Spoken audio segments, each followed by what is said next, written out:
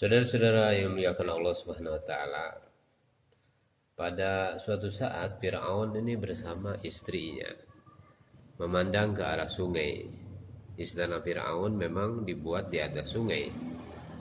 Mereka melihat pemandangan seperti biasanya, melihat benda yang mengapung di atas sungai, termasuk kotak-kotak. Tetapi pada hari itu Allah Subhanahu wa taala menampakkan nizam ghaibi kepada Firaun dan juga kepada seluruh manusia. Istrinya memandang kotak terapung di atas sungai dengan pemandangan yang lain dibandingkan dengan hari-hari biasa. Allah Subhanahu wa taala arahkan pandangan mereka ke kotak tersebut. Kotak tersebut semakin mendekat dan mendekat ke istana Firaun. Kemudian kotak tersebut dia ambil. Setelah dibuka, ternyata isinya adalah seorang bayi yang sangat cantik sekali.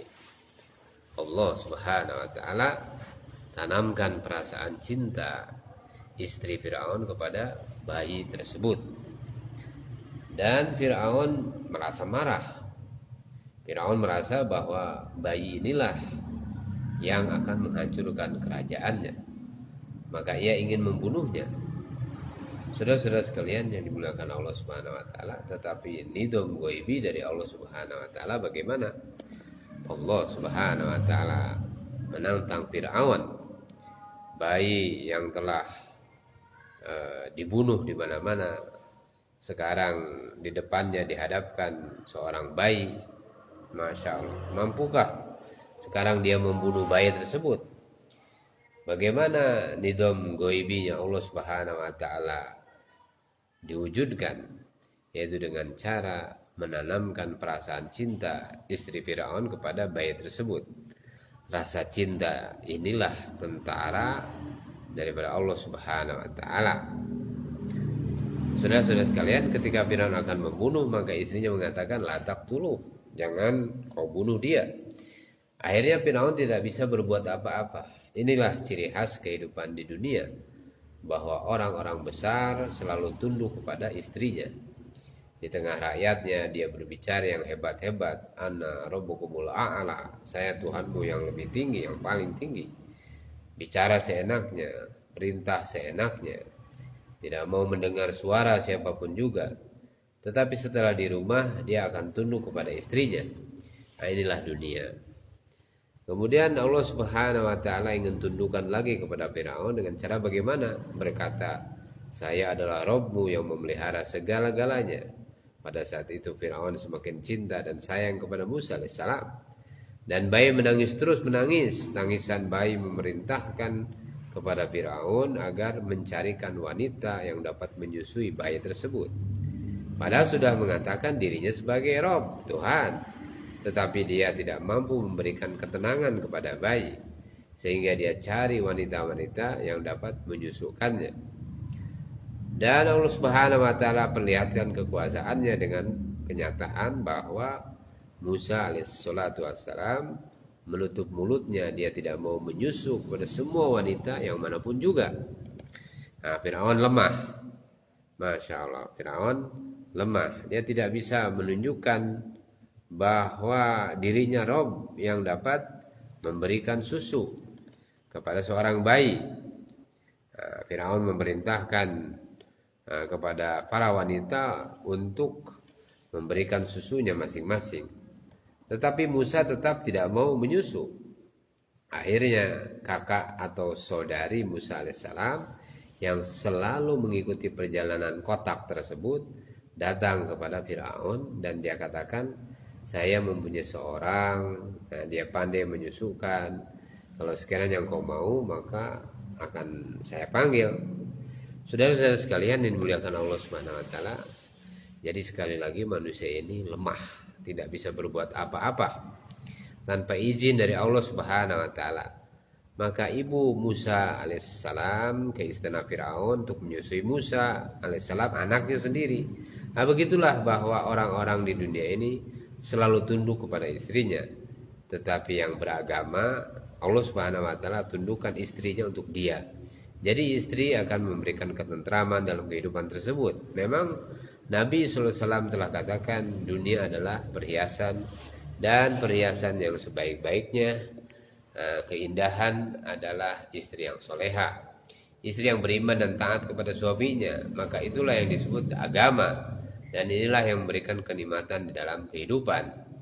Tetapi kalau istri tidak taat kepada suaminya, maka namanya bukan istri yang baik.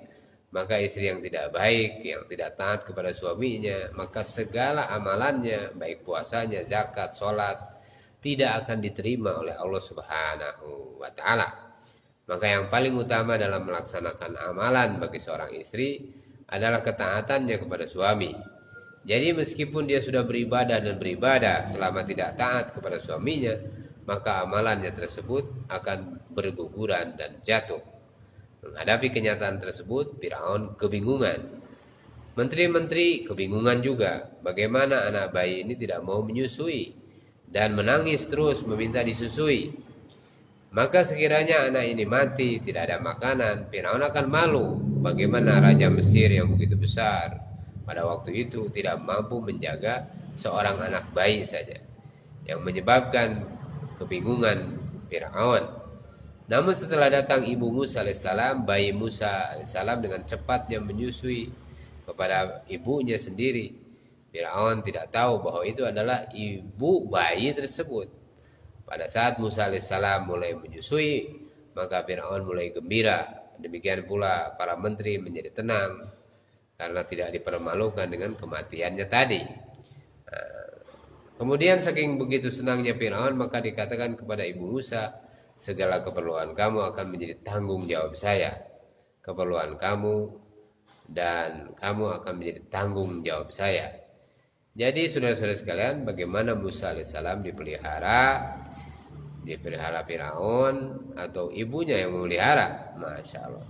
Tetapi Allah Subhanahu wa Ta'ala yang memeliharanya. Yang memelihara itu Allah Subhanahu wa Ta'ala. Allah gunakan Firaun yang ingin membunuh bayi tadi untuk memelihara Musa dan ibunya. Berkat keberkahan Musa alaihissalam, Allah Subhanahu wa Ta'ala cukupkan segala keperluan ibu dan keluarganya yang lain. Inilah kekuasaan Allah Subhanahu wa Ta'ala. Allah Subhanahu wa Ta'ala ingin memperlihatkan kelemahan dari manusia, dan di sisi lain Allah ingin tunjukkan kekuatannya.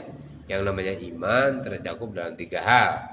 Kalau ketiga hal ini tertanam dalam diri kita, maka baru inilah yang disebut dengan kita beriman.